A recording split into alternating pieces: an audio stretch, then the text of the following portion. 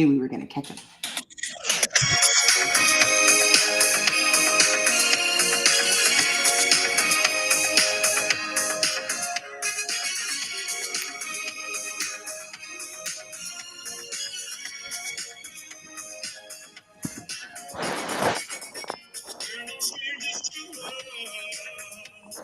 That's right.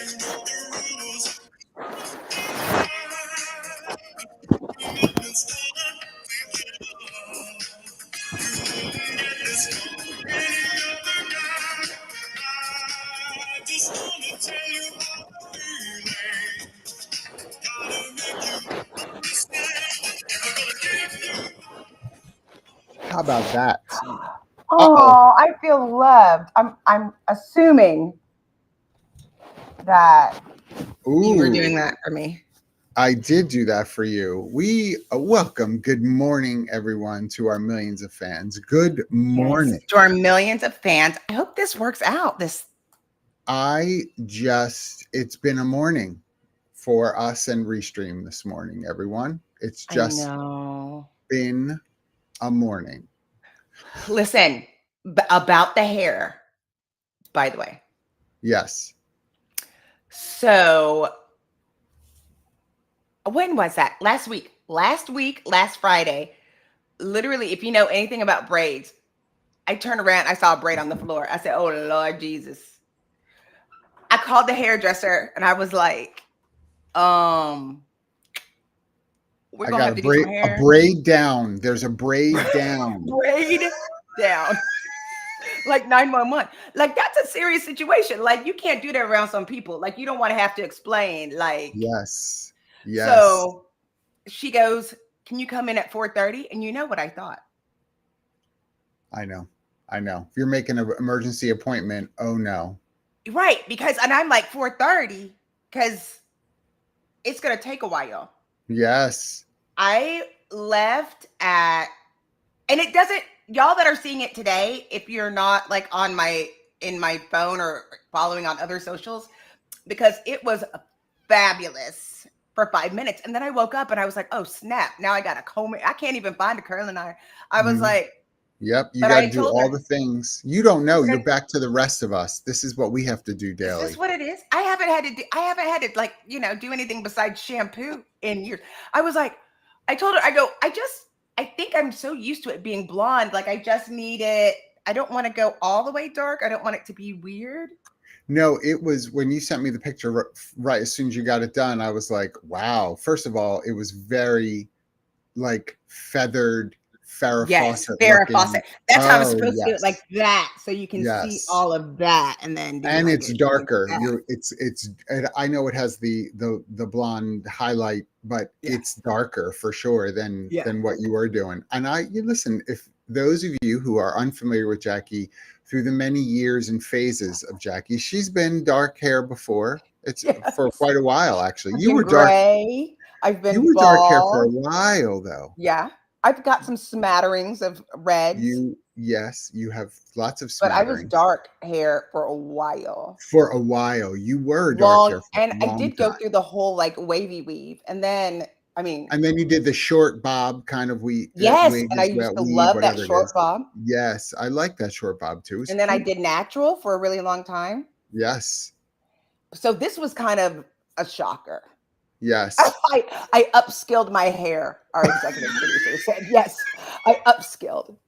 But people might not know, I also suffer from alopecia, I guess, every 25 years or so. Well, and that's not, I'm going to show my ignorance, but only what I've been exposed to. So you said the braid fell out. Yeah, I've known people who have dreadlocks who after a time, one will come out as well, will fall out or come out as well. And it's like, I was with someone once when a piece came out and I was like, oh my gosh, because it just happens depending on, but what's so funny with the braids is that my hair grows. It grows so fast. So I had the growth. And what happens is, especially when it's long, like you put on a sweater or you're put your purse over it and you grab one and it's hanging on by a thread. And granted, the hair is going all the way down, but it's only like this much on it. So it's like it's what, and it hangs. So it's heavy. This feels so much lighter. I was going to will say tell that you one has time, to be light. Yeah. I was feeling so, I love that. Just the locks, the dread is colonial. Listen, I had locks. Dread is colonial. I'm glad we got that cleared up. One time I was at the gym working out, feeling myself, had this long 18-inch silky yacky, and the girls know, was combing my hair, and it was like, I brushed it, and it went like the whole track came out. And this little white lady in there was terrified. I think she thought that I literally scalped myself with a Deadman brush. Like she really didn't know what was happening. But and I was like, how long is, after I spent my last $5, and I was like, so any care, when do I need to come back? She was like, ooh, next month. I was like, oh no. Yeah. It's going to last the same amount of time as the braids. What's the point?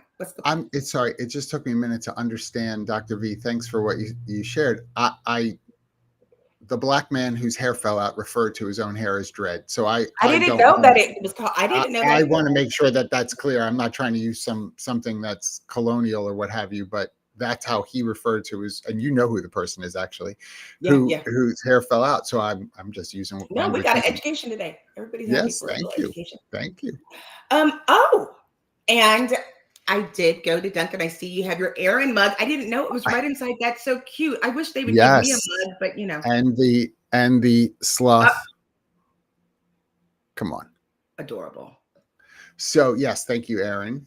I actually have a couple of these, and they are cool. They are. I had I was on a couple of Aaron meetings actually yesterday, so I just. Oh, that's so lovely. Candy. Do you think that they might have one for me? Maybe. I mean, I'm sure that they will. I actually, when I go to Pittsburgh next, I can pack a box for you and send it. Oh, when you go to the office, you're invited. Okay.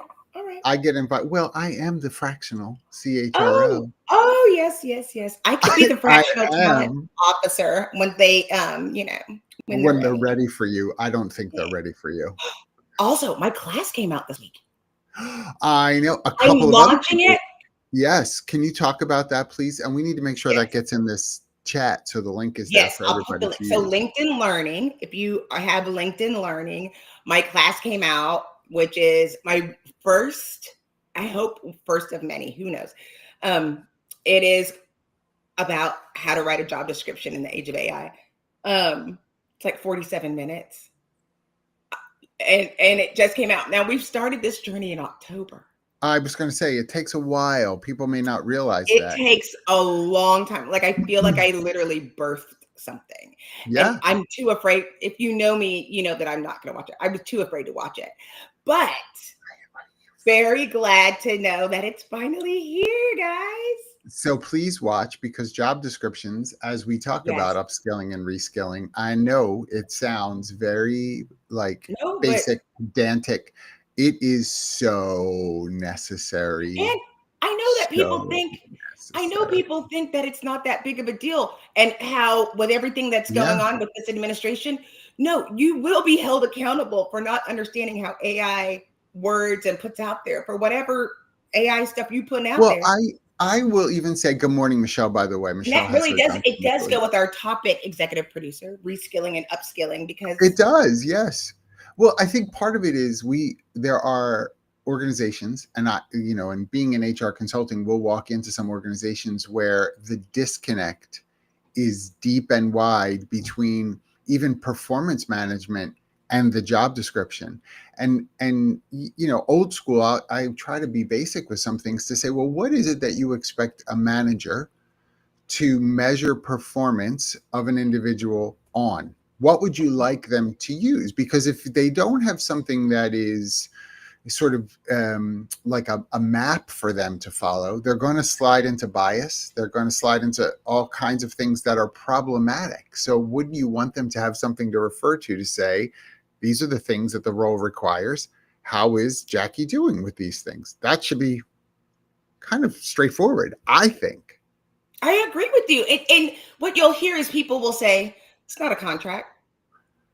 Dude, okay, but as soon as something happens, they're going to ask you for this document, and they're going to ask who approved it and what was the process, whether it's legal or a contract or not. As soon as he comes back. And I love it says other duties as assigned. I love that. I love that we just throw that shit on there. Like, take one with the cookies at the deli. No, not taking one. Okay, that's 13th on this bulleted list. Right. But what they're doing is predominantly other duties as assigned. They're not doing the first 12 things. So what? They think that really protects them. Really, I love Michelle. Thank Michelle. You. Michelle, we'll talk. I'll see you at HR Tech. I hope, and we'll be able to talk. We will all be there. We will all be at HR Tech. Yes. First, I will be at HR Florida at the end of this month. So if you are headed to the Gaylord in the Orlando area, please be sure to come and say hi to me. I am speaking. I think I close the day out on Monday. So come see me as I talk all things Run DMC and HR. Listen, did you know I'm speaking at SHRM Waco? I do know that. Yes. I finally made it. Like literally. Yes, I love Joe. Finally made it. Yes, I love that you're doing it. Joe, you're not kidding, Joe. Thank you so much. No, gosh, we love you all. Keep giving us comments. Love the description is what you're going to be actually doing at your job. So as a hiring manager, as a recruiter, Miss Jackye, talk to us a little bit about this wish list thing. Yes. So the job description, because there's a job description. And then there's like the actual competencies, like those are different. And like the advertisement, like the job ad versus the job description. Yeah. The job description should be the regular day-to-day, what I can count on and how I'm going to be evaluated. Like it's not going to have all of the things with the evaluation, but you should get a good idea of where you are in the pecking order and also what's expected, the minimum skills that you come. I think of it as if you do this, you will keep your job. That's what should be on that. This is what we're going to hire you to do. Yes. And then, but you can't, the wish list, this is what's unfortunate. People just throw things in there. And a lot of times it has to do with not doing regular evaluations. So Frank doesn't have remedy. So we're going to throw remedy in there for this business analyst, but this one doesn't have to do that. Correct. But they're going to get the same salary, but this one's doing more than this one. And we're not going to train this one because we don't have a training plan. This is when you start getting into this real nuance, tricky things being paid equally and all of those things. Well, you have hiring managers that'll be like, to exactly your point, well, what we really need a business analyst to do are these things. Yes, I know we have Katie, but you can't tell Katie how to do anything.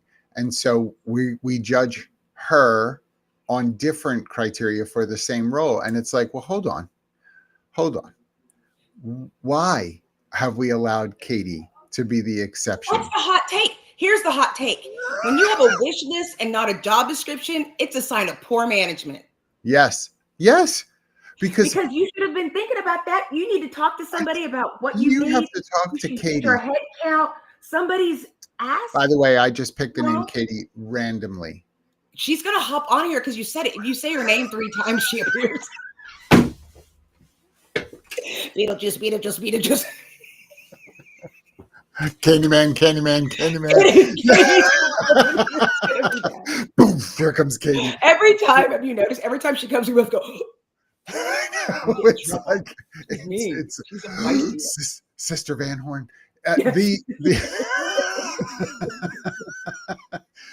But the truth of the matter is that, to exactly your hot take, this is where upskilling and reskilling becomes really difficult because we allow it to be something that is uber individualistic in a way that's unhealthy for the organization. We're all about upskilling and reskilling individuals. Totally, we get it.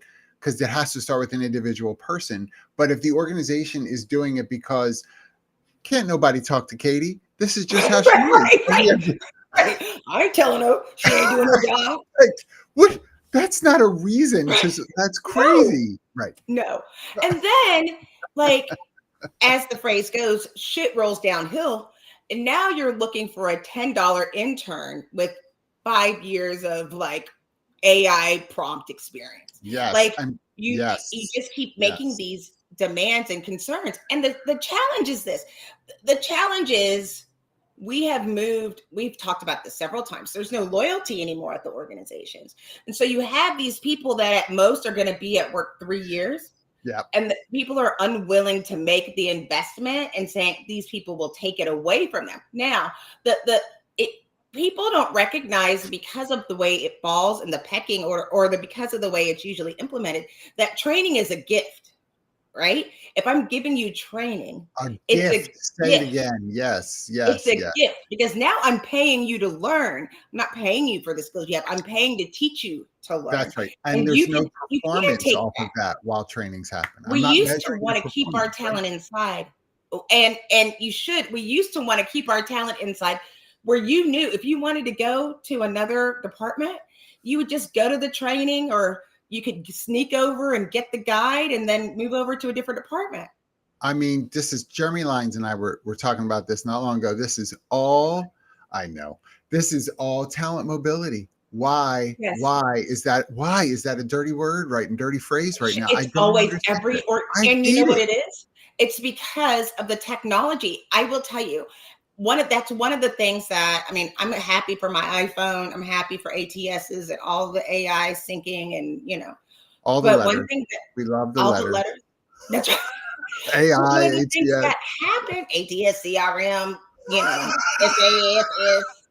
One of the things that it did, it prevented us from looking at core skills and started looking written instead of actually getting to know people. It's like, will you tell me what you have? Yeah. Yeah. And then I can't promote you unless you updo your resume. There's so much to talk about here. The idea of sitting with someone, particularly early career, and saying to them, well, what is it that you know how to do? These individuals, bless their hearts, and I mean this, you are backing them against the wall and they are desperate. They're going to say a whole bunch of things until they see something change in your eyes that they're like, oh gosh, I said the right thing. Okay, that's the thing I had to say. This shouldn't be a guessing game for these folks. Like, why are we putting the onus on early career? When I say to someone in a job interview, did you take a look at the job duties and responsibilities on the posting? I did. Are there any of those, when you look at them, that particularly excite you? When you think about doing this work, what is it that excites you? That kind of initial sort of soft lob question gives people a chance to respond by saying, you know, I feel, because they'll be safe, you know, I've never done this X third bullet point. But when I was in college, we had to do a mock, you know, blah, blah, blah project that I got my final grade on for such and such a class. And even though I never actually have done it, what I found interesting about preparing for that is X, Y, and Z. Let me tell you something. I might be totally fine with them never doing that third bullet point. To your point, I can train them and all, but if I know they're excited about the third bullet point, that they've got a vision for that third bullet point, it's hard for me to manufacture that. I'll take that. I just lost you. You turned your microphone off because of doing clay stuff. Nobody can hear you. Nobody can hear you. Not a soul can hear you because yes, you can. You have there you go. You have chosen to ruin the show. You've chosen to ruin the show. I hope you're happy. I am happy because I can get a Thursday back. Here's your Thursday back. Listen, this is just thing. We have had lots of issues today with restream. Issues that technology is not going to be able to solve. No. I was laughing because Clay models and was asked if they knew yoga. They were like, yes, if you know my kid, don't don't threaten Do her. you know yoga? What is the connection between being a model and now I'm going to ask you if you know yoga?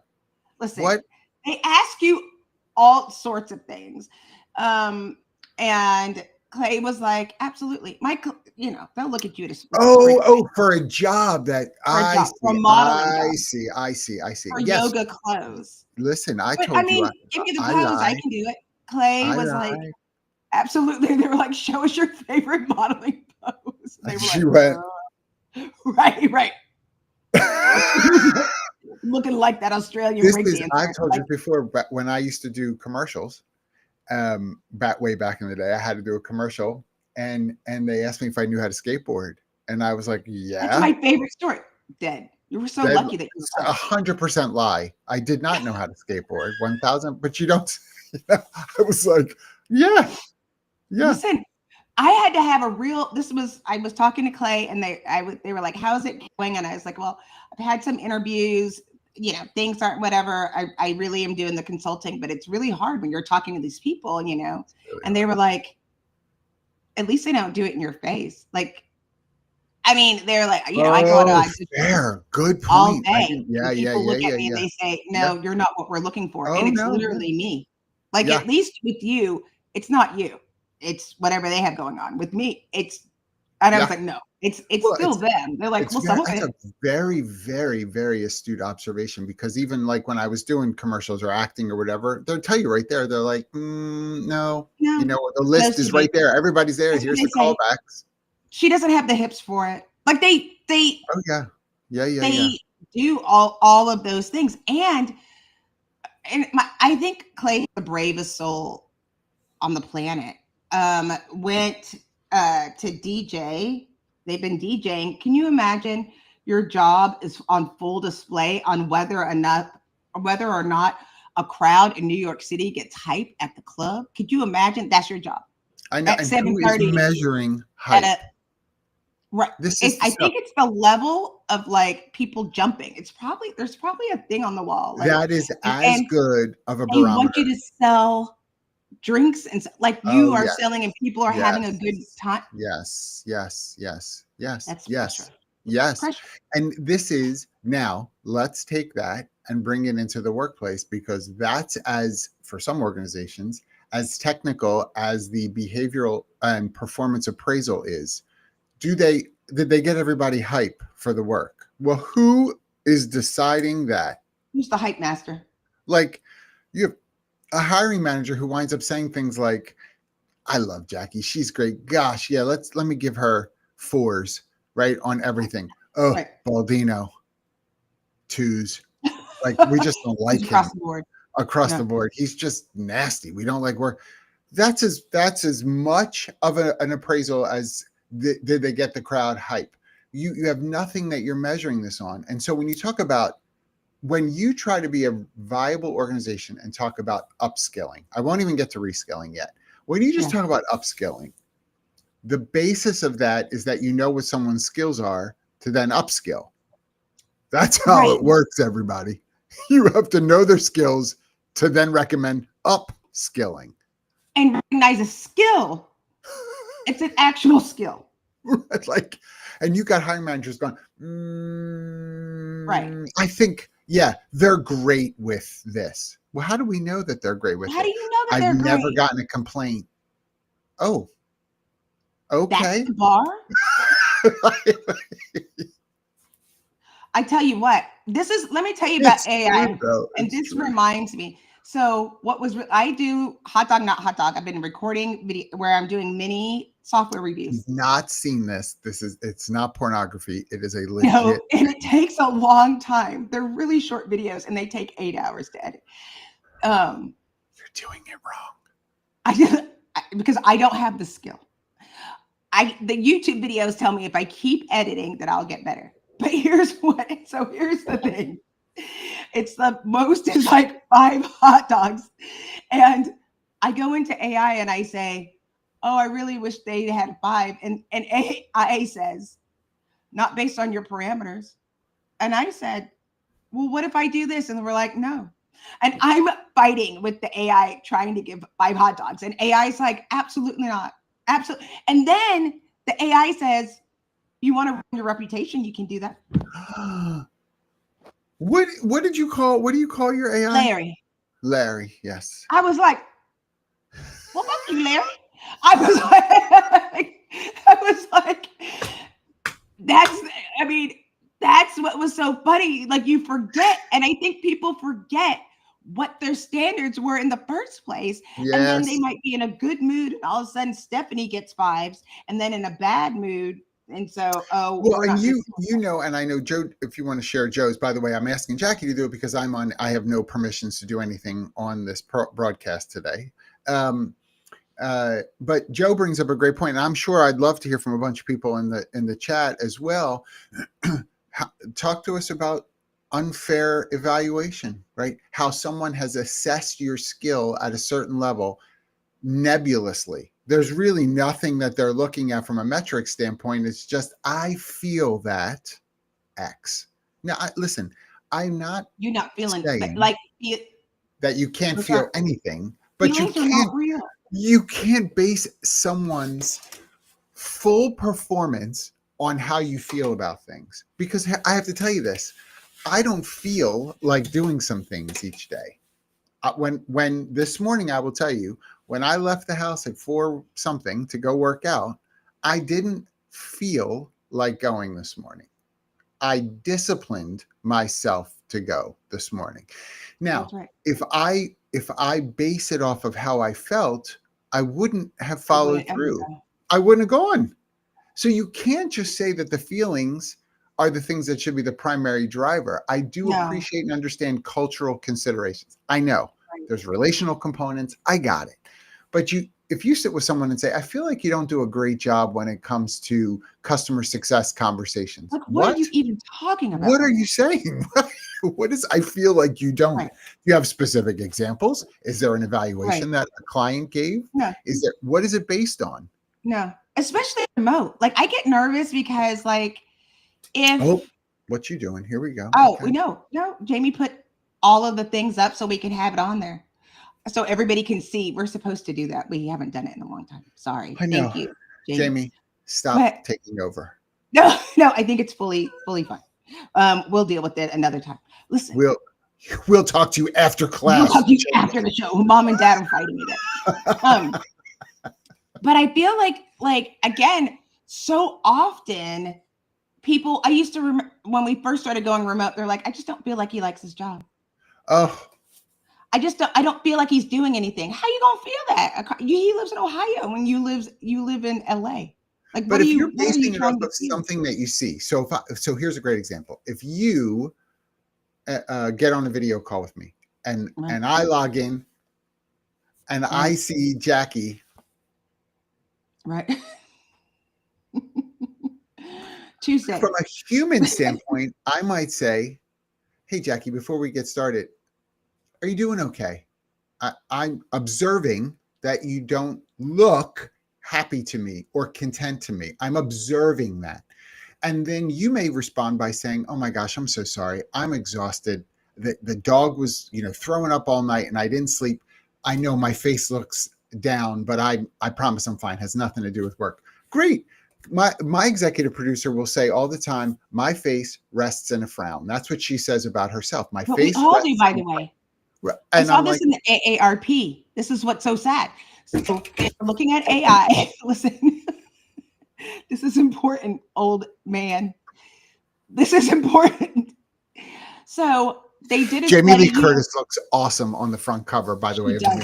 I mean, and we read AARP.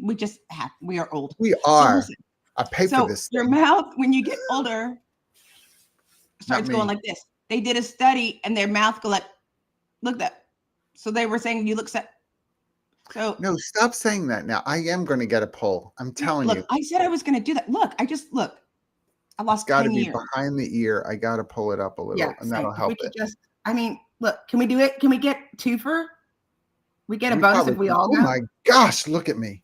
So but the reality is, to exactly that point, is that I could make, if I don't say anything, I'm going to make assumptions about Jackye. Oh, she looked miserable. She's always miserable, right? Then we get into that language, which is my that's a trigger for me. What's with the always never about everything? This is, come on. Yeah, we can't. Listen, And don't now put me I'm in going an to have to office. reskill Jackye. Jackye, you need to be reskilled. You really You know don't what? fit in this department. Yeah. Let me tell you something. Listen, Linda. I was like, one of the jobs that I was interviewing for was in Austin, and they want you in the office, and I was like, they're gonna But discover a Austin's guy on cool. who I removed like for going to 15 years. Austin. I'd go in Austin. I I like like going to Austin. Austin. I like Austin, but I was just like, it was like a bro culture, and that just the thought made me laugh of being like, ooh, that would be good. Listen, but it'll make coming home on the weekends kind of new and different and fun for you. you know. But my problem is someone's gonna say something stupid like "Good morning," and I'll be like, How dare you? How dare you? I'm listening to a podcast. Be quiet. I have a murder podcast on. Don't good morning me. I'm listening to why you act that way. This is the part of the problem when we talk about upskilling and reskilling, is because if you don't have the foundational pieces in place, it's really difficult. And it probably will make any sort of programmatic approach to upskilling or reskilling. And I want to talk about the job candidate in a minute, by the way, for this. But within an organization, if the foundation is not secure, then it is going to be just a programmatic consideration. And so then people will say things, leadership will say things like, that upskilling program didn't work. Well, the reality is the program, and I'll meet you in your language, the program may be just fine. It's the way, the premise behind where the program was applied that was broken. You went after Jackye or a group of people because you said they didn't have customer service readiness. They're basically miserable people. And so we were upskilling them into happiness. Did anyone ask any of these people if they're unhappy? If the reason that they are not great, quote unquote, customer service based on whatever metric you think you have is legit? Because if it's not legit, then putting a program on top of it probably won't yield you any good results. That's probably what'll happen. That part. Like, it's not but the program we already put, that's the lipstick on the pig. Yes. The pig was still there. Yes. Yes. If you ever say, I'll meet you at your language, I'm choking you out. When you said that, I'll meet you. I meet people in their language all the time. Oh my God. That is such a good one. Like, I don't, what y'all don't know about John is when the line has been crossed, HR John is not funny at all. Yeah. We all have mine. It takes a little bit longer to get there, but no, my trigger is Robin, John, and Katie's HR voice. Not fun. Robin's her arms start going. That's how you know on video. If she's hit that point, you just see the arms are going to move, y'all. Watch out. Those dogs, if they're in the room with her, they better run. I just turned to a black grandma. I'll say, you know what? Sit down. I had someone tell me, oh my gosh, my staff, if any of my staff are listening, they will be dying laughing. I had a client this week say that the reason that they haven't been paying their bill is because I have a bad mindset. I mean, have you ever heard of anything? And so I had to help them know, not guess, but know what my mindset is. Oh my God. You had to help them. I had to help them. Because if you want to use that language, that this is about my mindset, let me help you to know what my mindset is so you can know for sure where I'm coming from. Listen, you better pay your bill. You about to get upskilled today. The knuckle sandwich. But I think the thing, now let's talk about I do want to talk about the candidates, but go ahead, do reskill. No, yes. I get frustrated because we don't see that at all. Like I said, and I don't want to be that person, but there was a time where you had a regular, if you wanted to learn or you wanted to change, different departments would have different things where you could participate and learn more about other departments. We don't see that as much anymore. And there are people that are very good and valuable to the organization. When we forget, even if you don't like them, they are taking stuff with them. They are taking knowledge with them. Yep. And again, a lot of that is bad management. When somebody leaves and then you have to hire 3 people because nobody can do that job, then you're doing a bad job of managing. You should be reskilling and upskilling, especially in this day and age of technology that's moving so fast. Like, yes, I'm sorry, I mean to cut you off. If your reskilling is based on, here's what it's usually based on in organizations. This is, people are not going to like this, but this is the truth. Reskilling often happens when someone threatens to leave. Then all of a sudden we're like, oh my gosh, what can we do to keep Jackye? She's great. Let's get her into a different department. Let's teach her. We do it out of desperation because we don't want to lose the person. That's such a bad way to instill a reskilling commitment in an organization. You have to wait until I say I'm going to quit unless you do something. Like, I just, it makes the role transactional. It will struggle forever and always to be transformative to the organization because we've made it transactional. If you do this, then I'll do this. That's a transaction. It is. I love what Michelle said here, where it says on performance management broken is too tied to feelings and not objectives. So is how you feel about somebody just on the day-to-day, because so many people don't know their job anymore. They've lost sight of it. Can I see my job description? Oh, I can't find it. Yeah. We didn't keep or we it. give it to them and say it's really old. Well, what does that mean? Well, what's that mean? Again, poor management is what it means.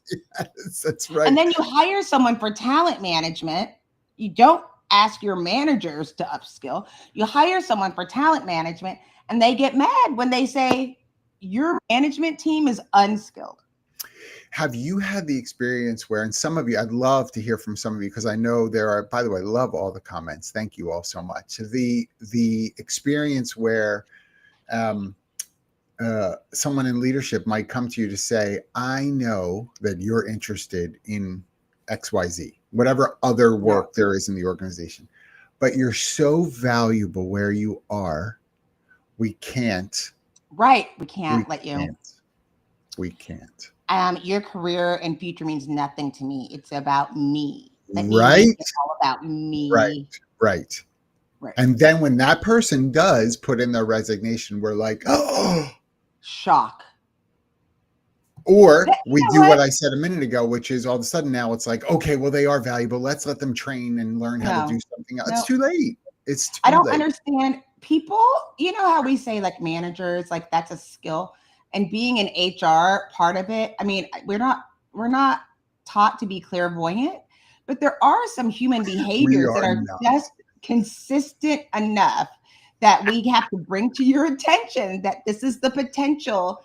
In most cases, when I see this, the outcome looks like this, and this is how I suggest, and they never listen. Like they think you're just being mean. Listen, when such and such is going to go out on leave and they ask for additional time, well, let me explain. I understand, and I know they're really nice, and you don't want to lose them. Yes. However, when we give more time, it's usually harder, and they usually end up leaving the organization. Like if they're not, maybe we should have that discussion. Yes. And we should hire somebody in the interim.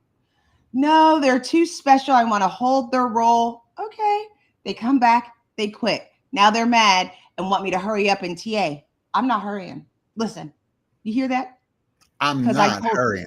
I'm not hurrying. I said what I'm starting to put that hashtag in there. I told you so, because no, we just do everything is the Nene gift. I said what I said. That's right. Said what I said. I was going to tell you, this is what was so interesting. So on Bill Gates, there's a Netflix, and it talks about ChatGPT. This was from OpenAI. This was from 2024. And this is how far we've come. In it, Bill Gates said to them that he would invest if it could pass the AP biology test. Within 2 weeks, it passed the AP biology test. And in the video, it said, let me see if this works. And in front of everyone, he took a picture, a selfie with Bill Gates, uploaded it, and asked if it knew who it was. And it said, yes, that's Bill Gates. And he's like, absolutely phenomenal. It's like, no, because here's what's scary. It knows Jackye Clayton too. And I'm not Bill Gates. No. Like, it's come so far. Like, he was shocked. Somebody owes you money. Lots of it. Lots. But Bill Gates was sitting there going, unbelievable. And I was like, he couldn't even see that happening. And that was a year ago. Yes. And so we owe it to our employees to make sure that they're understanding what's going on in the technology, even if you're not using it internally, because it's going to be required for the life that we live, or it's going to pass you by. And you're going to have people using it that want to come into your organization. People aren't waiting to see if they get a job before they're like, I wonder if I should start using AI because the company I go to might not let me. Nobody's saying that. They're using AI right now. I have been thinking about this topic as well for job applicants, for candidates, and thinking about this reskilling, in particular, reskilling approach. What would you say, and I'm so curious about some of your thoughts before I say anything, what would you say to someone who finds themselves out of work, let's say for the last 6 months, and they are learning new things. They are posting on LinkedIn the new certifications they have, or they are sharing on Instagram, the fact that they learned how to do ABC. I don't know, whatever it is. Do you think that is do you think for companies, they see that as admirable or an enticing, or do you think that they would see that as an unnecessary filler? Find your next job first, then worry about doing reskilling. Probably both. I mean, but the truth of the matter is, because I have not worked in a corporate entity I've been working for myself now like 6 months. And looking at that, it's staying relevant and making sure you are paying attention. I think it's important in this day and age. I think it's not important to get maybe you don't get your PMP certification, right? Right. Like those ones where you have to make a major investment and it's going to take a long time that you may or may not use in your next job. But yes. I do think that you can learn some basic coding, or you can learn to be a prompt engineer, or you can learn some of the little things on LinkedIn Learning that you're paying attention and becoming relevant, because you want to be ready for whatever the next opportunity is. And what's interesting is that it has changed so much in the organizations. I got a phone call yesterday that was was from overseas, and they were open to working out of the country, given the situation, as long as I work on London hours. And I was like, really? Like, we're a hub now, because they're like, oh yeah, and then you can just come over here because it's tough over there. Mm-hmm. But I mean, times are changing. Yes. So you have to stay on top of it. I think there's so I agree. I'm sorry, hold on. Chi-Chi, excuse me. Stop with this dog. Listen, no, my old lady, she's like. Put a diaper on her. Put a diaper on him. It's sad. I don't understand. The dog is taking over the show. You know how I feel about dogs. I don't care. You should care. I have this geriatric chihuahua. She's 19 years old. I mean, come on. Ooh, I love. Here we go with comments. Bob, thank you. Mark, thank you. So one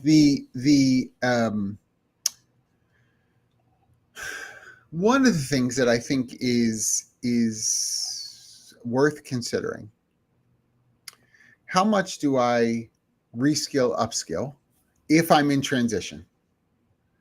And Anna's going to comment about the dog. That is for sure. Listen, she's Anna 19. Morgan. She's got your back. I know. Anna knows. the upskilling, reskilling, I get. The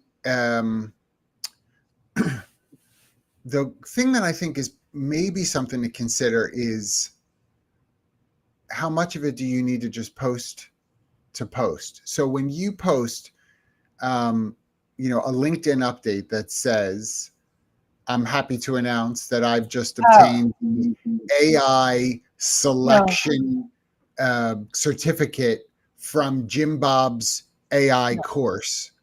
I'm not so sure that everything that you do, that falls into an everything that you do category for me, should be posted, because I do mean this. I worry that it is can come across as busy work irrelevance, and it might be a detractor to what it is you really know how to do for a company that might be looking to bring on somebody with that skill set. That's a little bit of what I worry about with your personal brand.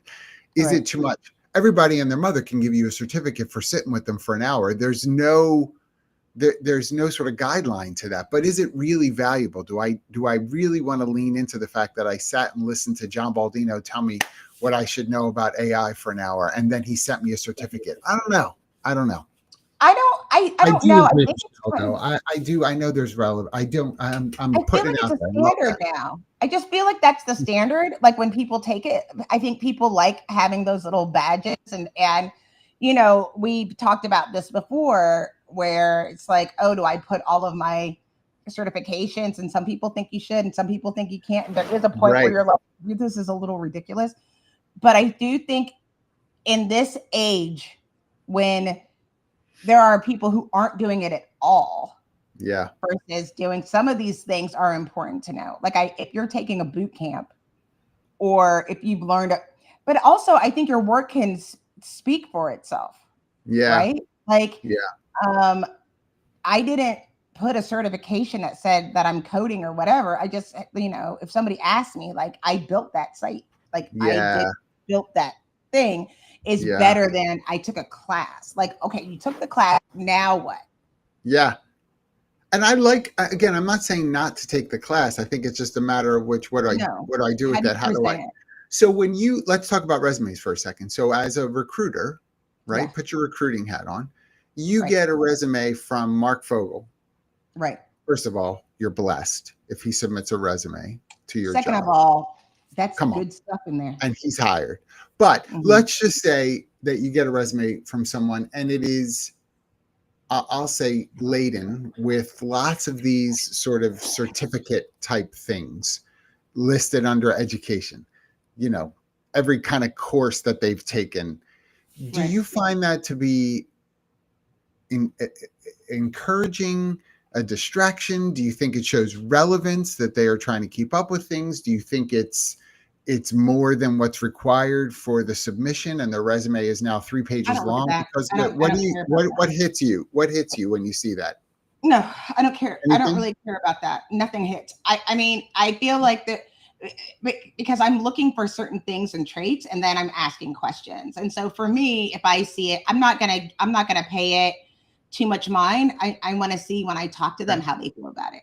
It's not going to sway me either way, because I'm really looking for more of the experience and the things that they did. And so I think what people do miss a lot is, what is important is that your last job was a SaaS HR tech, or a top Fortune 500, or a fast-paced, like up and coming, you know, like, and I think about that now. It's very competitive. The world is very competitive. And I was talking to someone who left the organization, who's looking for a CTO position, and they were like, I've had 5 interviews and I've been second in so many, because the talent right now, the willingness of people to leave to go to mission-driven organization is huge. And there's so many executives looking for those opportunities and looking to get out of other people that don't have a commitment to DEI, or don't have a commitment to those things, and leaving for those, that it's highly competitive. And so people don't know what to do. People don't know what to do. And this is such a good conversation. I'm going to say that again. Like this idea of upskilling, reskilling, I would say for a job, for a job seeker,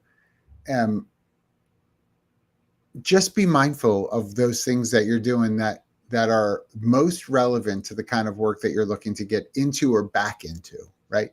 So because there are people who are posting all kinds of things around that are sort of extraneous, I think, to what it is that they're seeking after. I love that you went and took a cooking class and now know how to make vichyssoise. I love that. I only love it if I'm eating vichyssoise. Like, that's the thing. That's what I mean. Like, don't tell me you took a cake decorating class. Bring me a decorated cake. Yeah. Yeah. Because I read a lot. My favorite thing to read is political nonfiction. I'm not running for governor. Okay. Why? Even though I've read a million books. Why not? Reading a book, taking a class does not make you qualified. And Todd could be your Olivia Pope. Someone said I looked like her the other day, by the way. Yeah, I think. No, if you were on a train really fast and I had a jacket on, you might think. And you had that fabulous wardrobe that she had. If I had heels on, you would know it. Why I wasn't her, because I don't wear heels. You would know from the. Share this thing that Michelle just said as well, because I do, like, I want to make sure I'm clear with this. Like I'm saying, I think it just requires thought, because here's someone, Michelle, love this, that you would rather hire someone that's taken initiative to learn something, especially if they can show it's transferable. Love that ending phrase. I think that's important, right? I love, Michelle, that point. And I think that I would encourage people, when you think about upskilling, reskilling, where do you put that information? If I take a painting class with my wife, I do love the idea that I'm spending time with her and I'm learning or refining my skills in painting. I think that's terrific. If I'm looking for a job in a field where that would be hard for me to tell the story of connection, then I don't want to make my job search harder by trying to build threads of connection that take a lot of effort and might be received as like, great, dude, your wife made you take a paint class. Like, I don't want someone to think that. But if you do take something where you're like, it really made me double down on some critical thinking. I did this, but what I learned from that is that I have to sharpen my critical thinking. And so I took this course or certification or class, whatever it is. And what I learned from it, in addition, was, how much critical thinking I had let lapse, and it revived that in me. Woo! I think that's completely transferable. You can absolutely tell that story for a job you're looking for. That would be my encouragement. That's when you can really lean into reskilling or upskilling and say, this is why I did it. This is why it mattered so much for me to use this time wisely. I love that. I love that. But also think of, this is ageism at its best. One of the things that... Oh, I thought you were making an excuse for yourself. Like, no. I'm going to be ageist for a second. Yeah.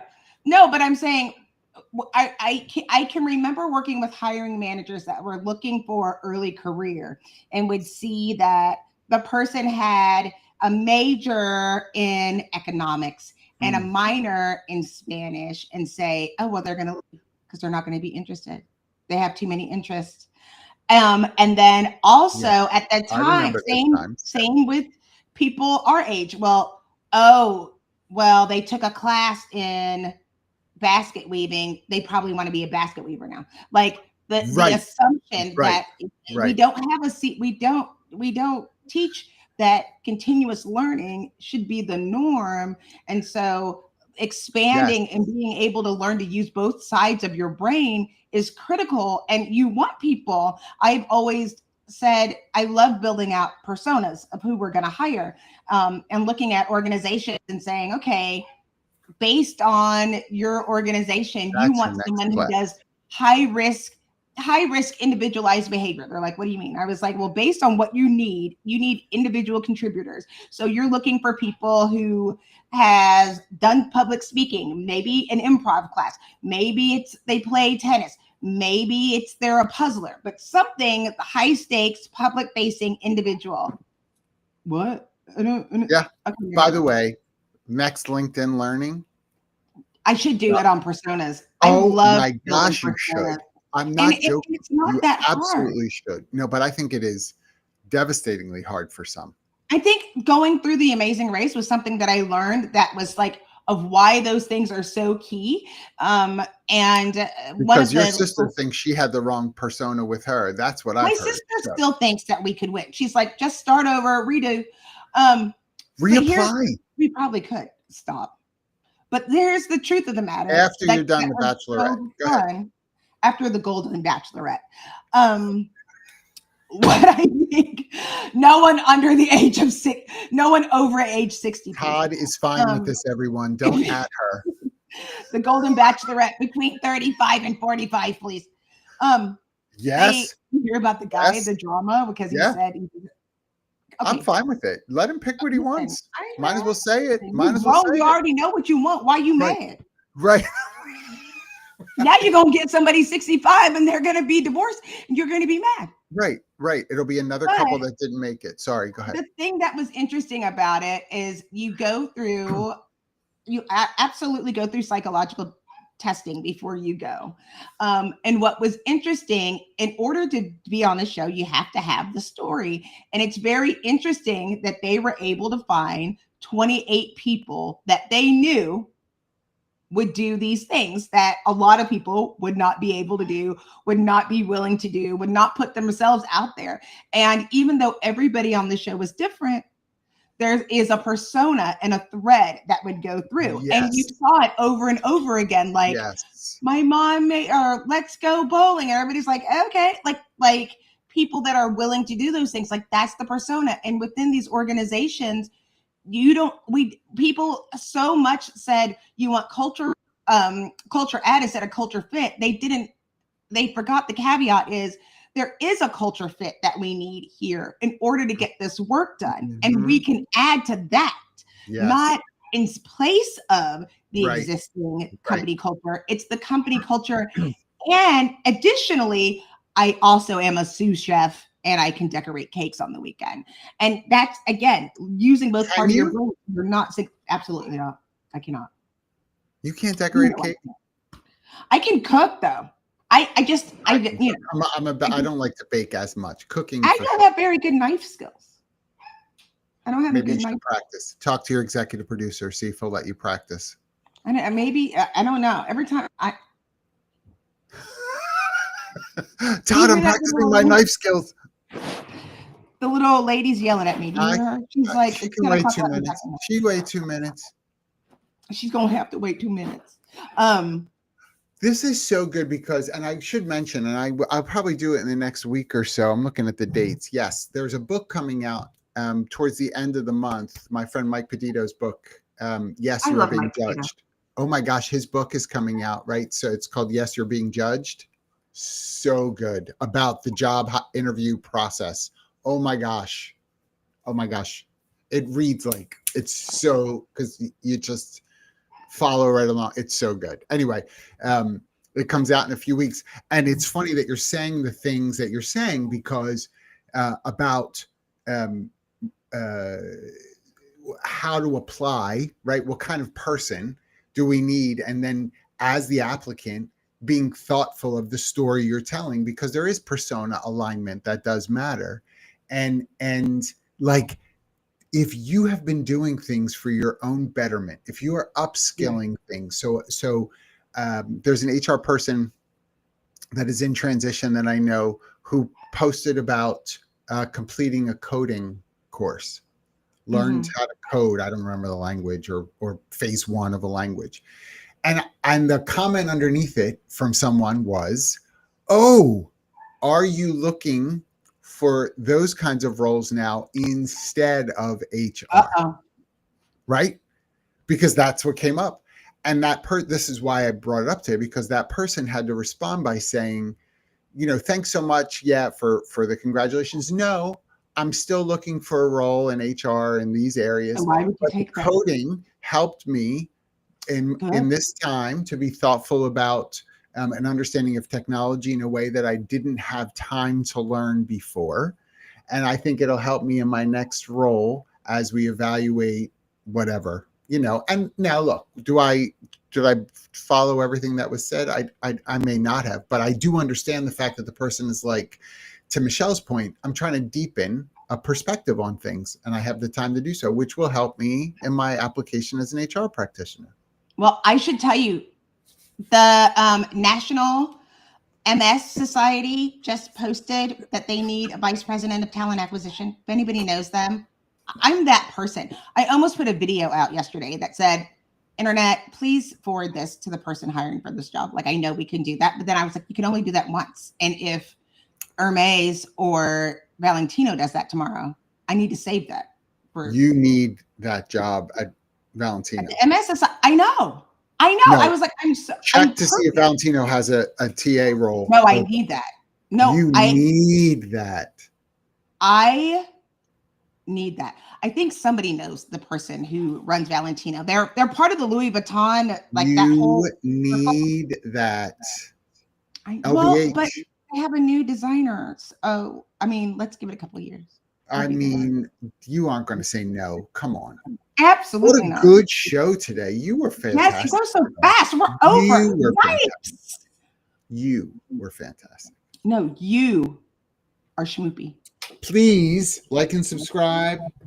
We are also on the Work Defined Network. Look for us there. If you missed an episode, we are appearing there as well. Watch my class. If you're hiring, you can get us for contracts, and have a good day. Bye. Clink. Bye.